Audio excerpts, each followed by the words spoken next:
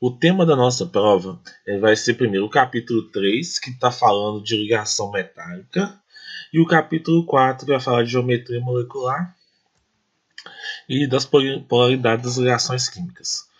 Além disso, na nossa prova, a gente vai trabalhar também aquelas pesquisas que eu pedi para vocês fazerem. Então, lembra da quimioterapia e da química nas guerras, tá? Então, não tem nada de difícil nessa prova, porque o capítulo 1 e 2, ele envolvia você fazer mais cálculos, você tinha que olhar a tabela, fazer distribuição eletrônica. Agora, nesses capítulos e a pesquisa, é mais conceitual. Então, se você assistir a videoaula, der uma lida no capítulo e juntar essas duas coisas, você não vai ter dificuldade, tá bom? Então, não tem mais aquelas contas que você tinha que fazer antes. Então, eu creio que esses capítulos não sejam tão difíceis. Mas é importante que você saiba o capítulo 1 e o capítulo 2 para você entender principalmente o capítulo 3, tá bom? É isso. A ideia básica da ligação metálica é que existem átomos. Esses átomos eles têm alguns 2, 3 ou 1 elétrons um elétron na última camada. E eles não precisam desses elétrons, então eles vão perder esses elétrons. Só que no caso da ligação metálica, esse elétron não vai para ninguém, para nenhum outro átomo.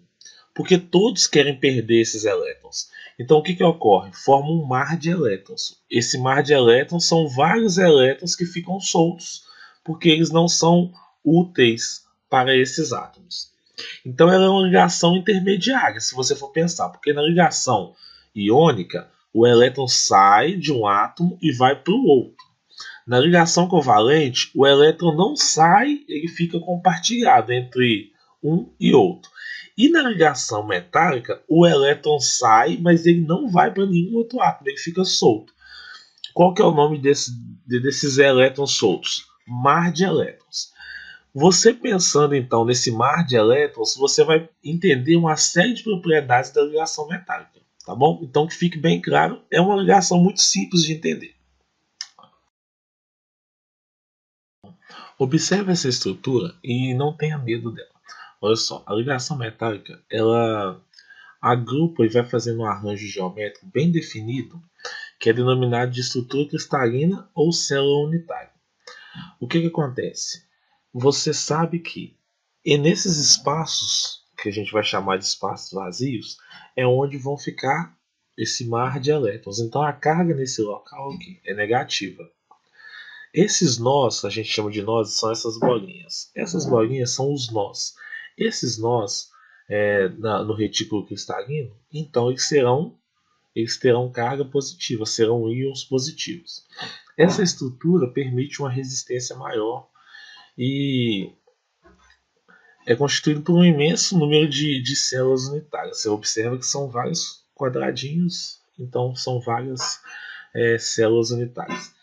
Esse arranjo pode ser modificado à medida que você adiciona diferentes metais, tá bom? Em relação às ligações metálicas, a primeira coisa que você vai pensar nela, para você não errar, tudo em ligação metálica é muito, tá? Elas são ligações fortes, então toda a propriedade dela vai ser uma propriedade forte. Então, por exemplo, o brilho. Elas brilham muito. Você sabe disso porque se você pegar uma panela e polir ela, você vai ver que ela vai ter um brilho característico, né? A condução. Condutividade de corrente elétrica. Lógico que ela vai conduzir muita energia e com grande velocidade porque tem muitos elétrons livres. Ponto de fusão e ebulição. Muito alto. Então, ponto de fusão e ebulição, de modo geral, com raras exceções, ele vai ser alto. Maleabilidade. O que é maleabilidade? É a capacidade de transformar aquele molécula, aquela substância em lâminas. Então, elas são muito maleáveis. Você sabe disso por causa de uma faca, por exemplo.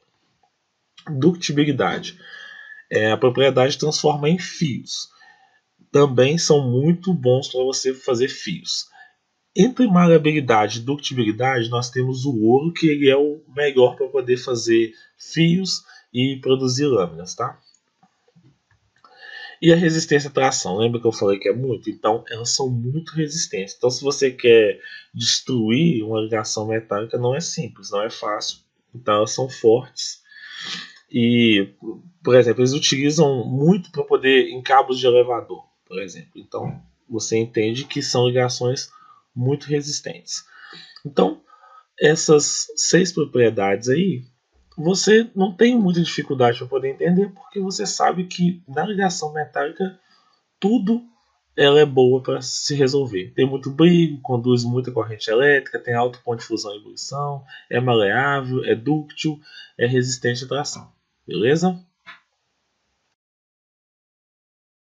Saber sobre a fila de eletronegatividade é fundamental, você não pode esquecer. Então, o von Krebsky você não pode esquecer, tá bom? O que quer dizer essa fila? Ela vai te ajudar a resolver diversas questões quando você estiver no ensino médio. O flúor ele é o mais eletronegativo nessa fila de eletronegatividade e o hidrogênio ele vai ser o menos eletronegativo.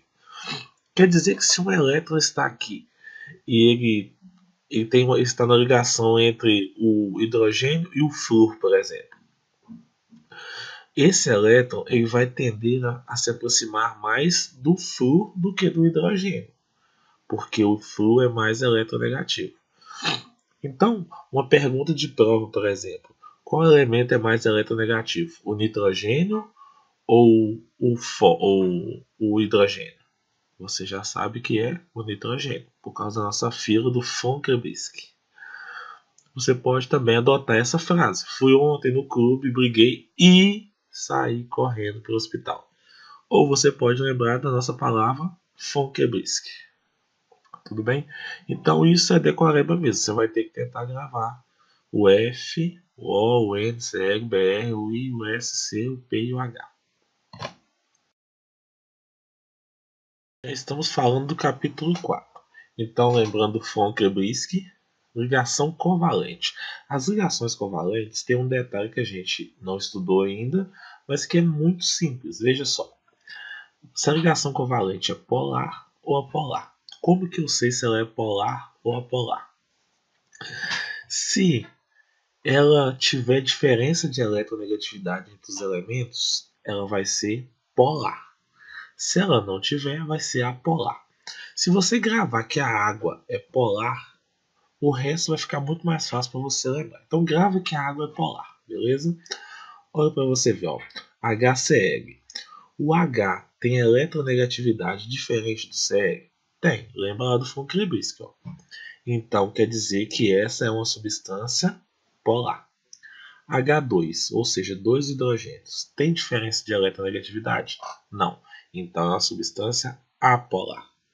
H2O tem diferença? Tem. Então é polar. O2 tem diferença? Não. São dois oxigênios. O gás flúor tem diferença? Não. Então eles são substâncias apolares. Beleza?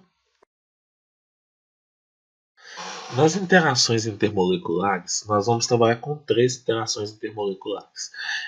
Apesar de parecer que essa parte é uma parte difícil, que é complicada e tem os nomes difíceis, ela é extremamente simples, porque está te dizendo o quê? Nessa unidade, ele está trabalhando a interação entre as moléculas. Até então você não fazia as ligações químicas. O NaCl não é uma molécula, o H2O não é uma molécula. Agora, a gente está trabalhando com a interação entre as moléculas. O que acontece entre uma molécula e outra? Tem interação entre elas? É lógico que tem. Então a gente vai trabalhar com 3 interações: pontes de hidrogênio ou ligações de hidrogênio, força de polo ou de polo permanente, força de Van der Waals ou de polo induzido. Veja só, eu coloquei em vermelho porque em azul você tem os nomes dessas interações, que é o nome popular. Mas daqui a um tempo esses nomes eles vão ser padronizados e provavelmente o que a gente vai ouvir, o que é o mais correto e mais fácil de entender, são os que eu grifei em vermelho. Então, grava aí ligações de hidrogênio, de polo permanente e de polo induzido. Eu vou fazer um resumo dos 3 aqui antes de mostrar uma animaçãozinha de cada um, tá bom?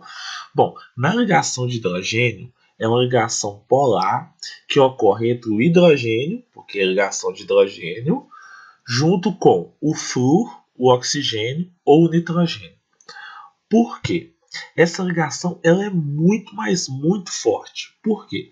O hidrogênio ele tem uma eletronegatividade muito baixa, lembra? Von Krabisky?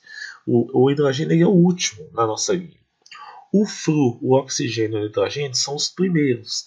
Então, quando tem uma ligação entre o flúor e o hidrogênio, o oxigênio e o hidrogênio, ou o nitrogênio e o hidrogênio, eu sei que você não entendeu nada, né? Falei tudo muito rápido. Mas quando tem uma ligação entre o hidrogênio e qualquer um desses três elementos químicos aí, você vai observar que existe uma interação muito forte, porque eles são muito opostos, entende? Então, as ligações de hidrogênio ocorrem entre moléculas que são compostas por hidrogênio e flúor, ou hidrogênio e oxigênio, ou hidrogênio e nitrogênio. Tudo bem? A ligação de polo permanente, a interação de polo permanente, ela ocorre entre ligações polares. Simples. Então, se não for uma ligação polar que tem hidrogênio e um desses três de cima que eu coloquei, o F, o O e o N, então ela vai ser, e ela é polar, então vai ser uma ligação de polo permanente. Essa ligação ela é forte, só que ela não é tão forte quanto a primeira, entendeu? Mas ela também é forte. E por fim nós temos uma ligação de Van der Waals ou de polo induzido, que é feito com ligações apolares. Por exemplo, se você pegar o H2, você tem uma ligação de polo induzido. Quer dizer que ela é muito fraca, tá? Porque a eletronegatividade desses dois elementos é muito parecida. É igual, né? Parecida não, ela é igual. Então essas são as três ligações. Eu acho que é importante você saber o nome delas, você saber que a característica da primeira, da segunda e da terceira, e saber que está em ordem de força. Então a ligação de hidrogênio é muito forte, as interações de polo permanente média e de polo induzido muito fraco, tá bom?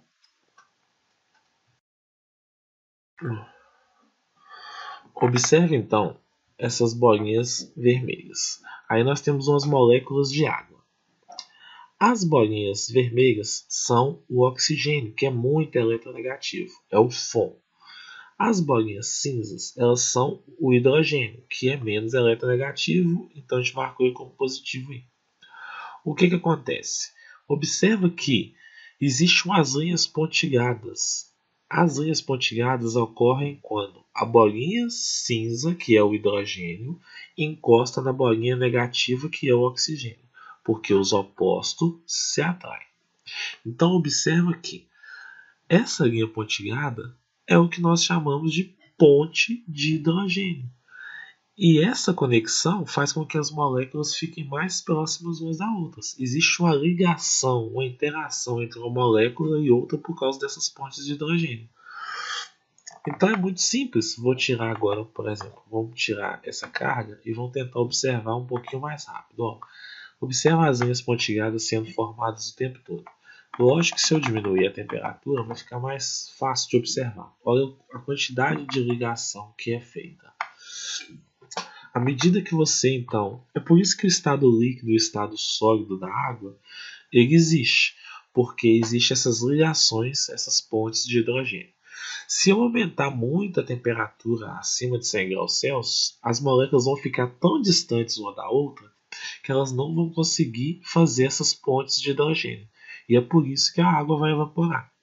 Então, que fique muito claro isso que eu expliquei. Tá? O que são as pontes de hidrogênio? São essas linhas pontilhadas que são formadas entre o hidrogênio e o elemento mais eletronegativo.